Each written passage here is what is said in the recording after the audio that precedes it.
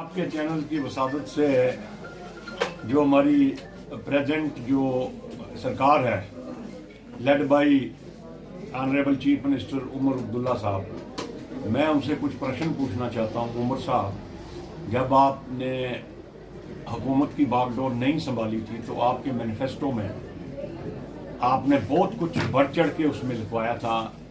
आपने कहा था 200 यूनिट बिजली जो है वो फ्री हो जाएगी।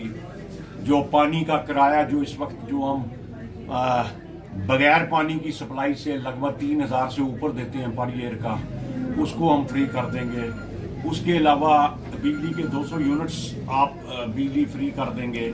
उसके अलावा पेंशन को 3000 तक बढ़ा देंगे, जो ओल्ड एज पेंशन वगैरह है। उसके अलावा आपने राशन के लिए जो कहा था कि राशन भी फ्री करेंगे।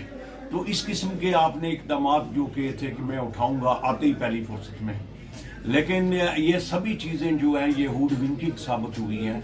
आपने अवाम को सिर्फ गुमराह किया, बेवकूफ़ बनाया, क्योंकि आपने आते ही सबसे पहले असेंबली में क्या किया, एक रेजोल्यूशन पास किया कि हम 370 रिस्टोर करेंगे, 35A रिस्टोर करेंगे।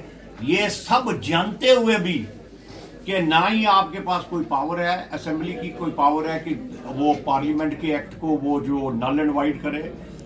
सब कुछ जानते हुए आपने जो ये रेजोल्यूशन पास किया, जिससे क्या हो गया कि आप में और एलजी में और सेंट्रल गवर्नमेंट में एक खलीज जो है, एक दरार पैदा हो गई, जिसके कारण आज तक ना तो अभी डिस्ट्रीब्यूशन ऑफ वर्क हुआ है, ना ही आपके पास कोई पावर है। क्योंकि आपने सोचा था मैं चीफ मिनिस्टर बनूंगा, स्टेट हुड रिस्टोर हो जाएगी, और आपने मूर्खता की कि आपने रेजोल्यूशन पास किया, जो स्टेट हुड बनने का चांस था वो भी खत्म कर दिया। उसके अलावा आप इस सोच के साथ आए थे कि as if you are a sovereign king, जिस तरह पहले आप चीफ मिनिस्टर थे कि किसी को मानना नहीं, आप तो मनमर्जी से करते थे सब कुछ, और जब आप मनमर्जी से करते हैं तो उस वक्त आपकी सरकारों ने ठीक ठाक लूट घसूट की है।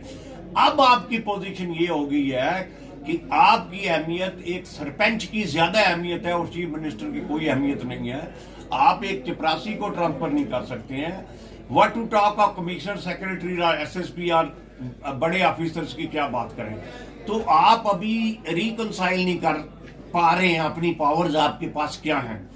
तो जनाब, ये आपको सब कुछ पता था कि अब आपके पास कोई शक्ति नहीं है, तो आपने झूठे प्रॉमिसेस किए लोगों के साथ, झूठे वायदे किए लोगों के साथ, मैं ये करूंगा, मैं पेंशन दूंगा, मैं सिलेंडर फ्री दूंगा, ये दूंगा, वो करूंगा। तो वो कहाँ गए आपके वायदे। तो इसका ये साबित हुआ कि आप एक झूठे पॉलिटिशियन है।